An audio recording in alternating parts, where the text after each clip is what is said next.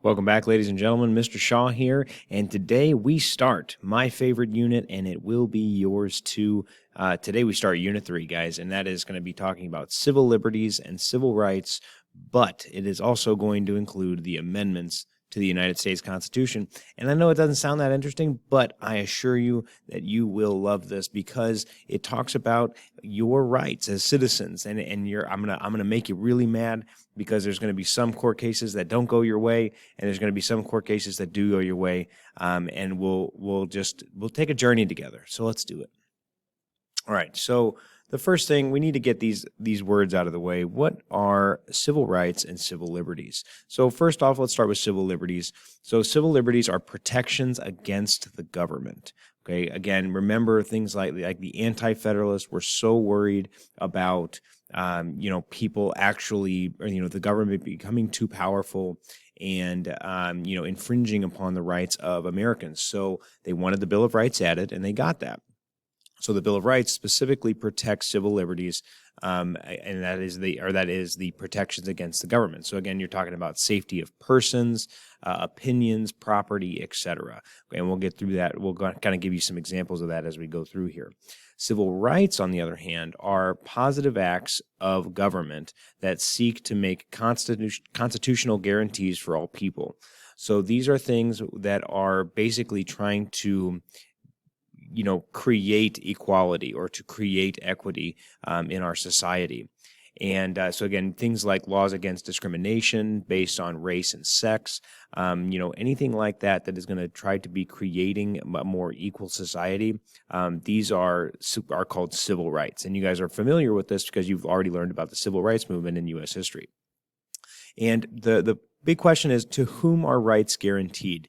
And really what you need to know is that you think that it's just citizens, but in actuality, it's all persons in the country, including aliens, with some restrictions, okay? And usually those restrictions, have to do with people who are like freely traveling through the country or things like that, that are not staying for long periods of time or whatever.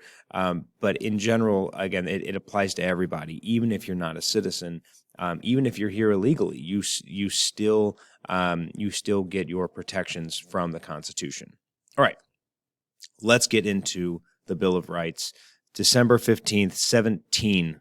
What? Fixed it. Sorry about that. Bill of Rights ratified December 15th, 1971. And guys, this is really, again, the Anti-Federalists wanted this added to the Constitution. They got it as soon as the first Congress convened in, I believe it was 17. I want to say it was I don't know the exact date. It was a couple years before this.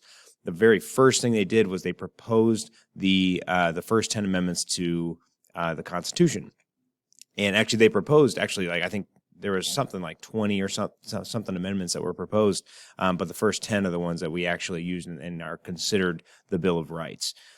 All right, so let's get into the First Amendment. And in this video, we're really only going to talk about the First Amendment because it's the most important amendment, and it's got 5 parts to it, and we want to make sure that we cover those in depth.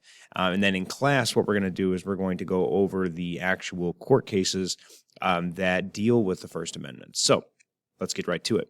So again, the Bill of Rights protects our civil liberties, okay, which is freedoms from government interference. I don't really like the word "without" as much there, but it works fine.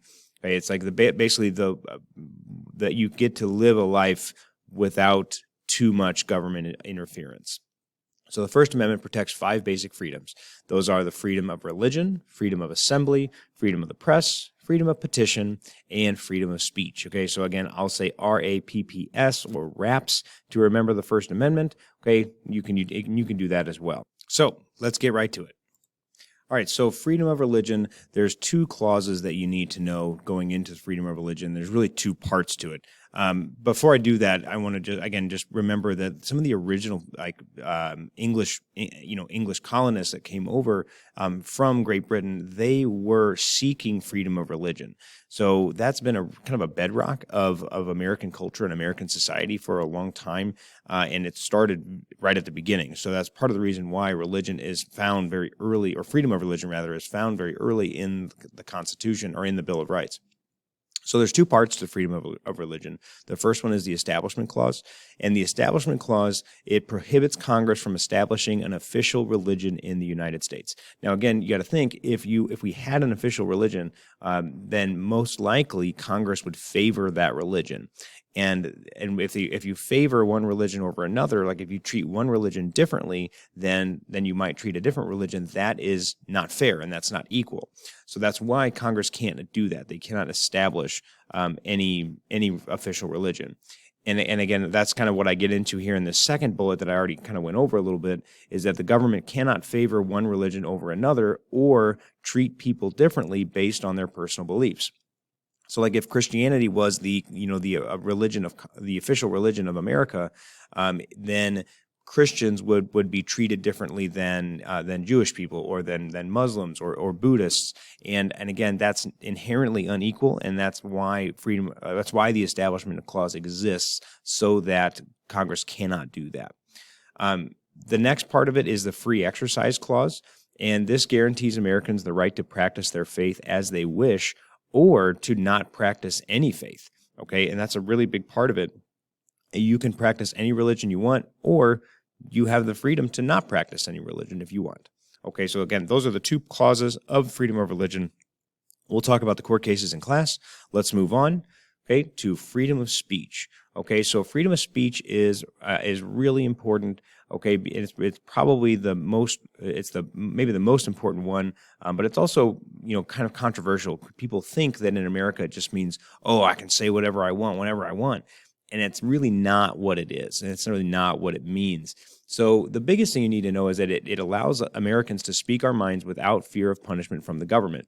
And what it really started as was, I can criticize the government without fear of being punished. Okay, so like if I say something bad about what the government is doing, the government cannot then find me and throw me in jail just for what I said.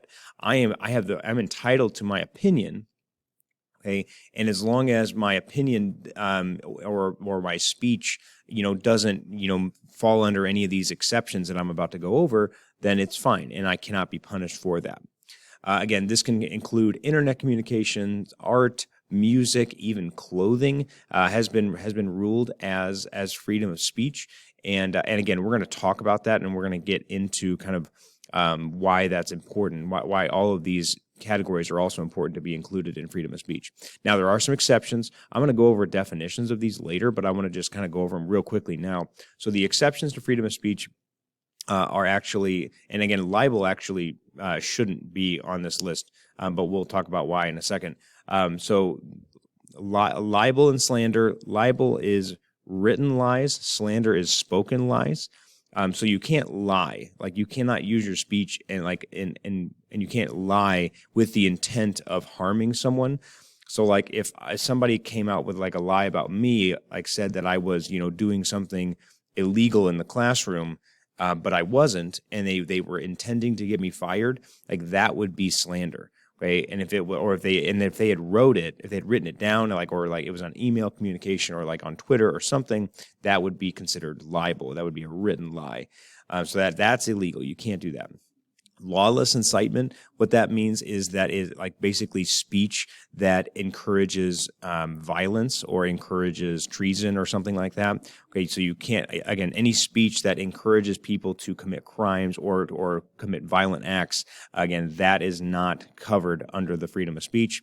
Also, vulgarity and obscenity are not considered protected. They are not protected under the First Amendment. Okay, and what's interesting about that is that vulgarity and obscenity mean different things to different people. So not everybody is going to think that something is obscene or something is vulgar. So that actually kind of varies as throughout the country, depending on maybe how religiously conservative some places are, or how liberal certain other places are. Anyway, we'll talk more about that in class. Next up is the freedom of the press. Freedom of the press is essentially the same thing as freedom of speech, except that it protects, it's supposed to protect the media, and it's supposed to protect newspapers and things like that. So basically it allows people to express themselves in print. So yeah, same thing as speech. However, it's, just anything that's like written down, specifically thinking about like the media and things like that. Anyway, the biggest part of freedom of the press is that the government cannot practice censorship.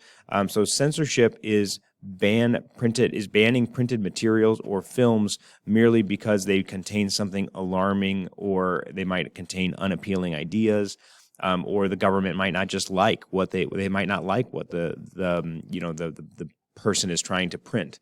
So that's censorship. Again, you guys know what censorship is, but the idea is that it protects the media and people from being censored by the government just because the government doesn't like what they're printing.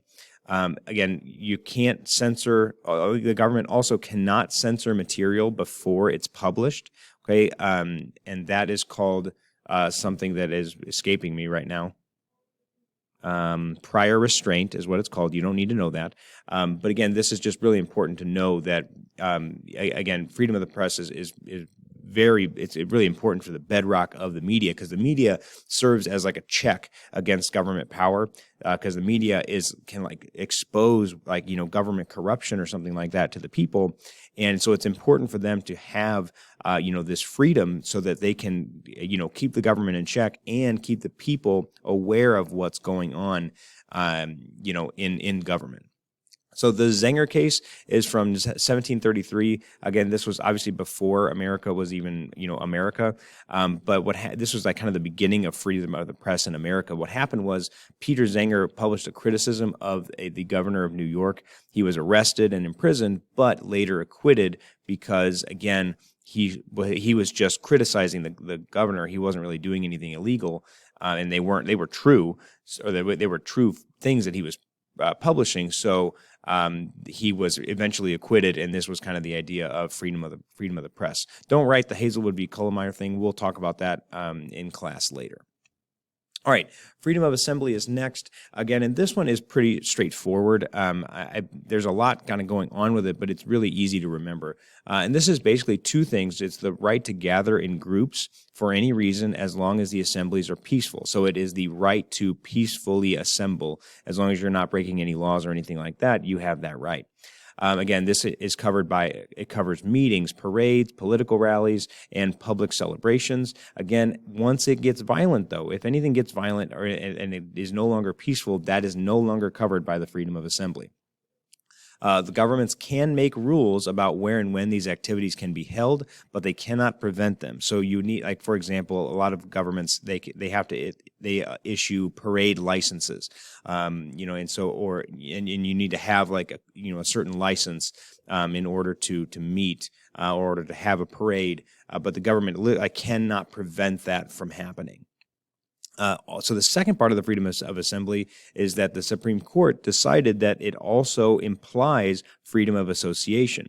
So that means that citizens, or really Americans in general, have the right to form and join social clubs, political parties, labor unions, or other organizations without fear of being punished by the government. Okay, so this is really important. So really, just again, at the end of the day, freedom of assembly means the right to peacefully assemble, like physically, and also the right to join groups. Okay.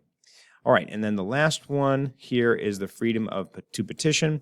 Again, a petition is just a formal request, and we have the right to petition the government. So it means that basically we have the right to formally request things from the government, and it is the right to also express one's ideas to the government.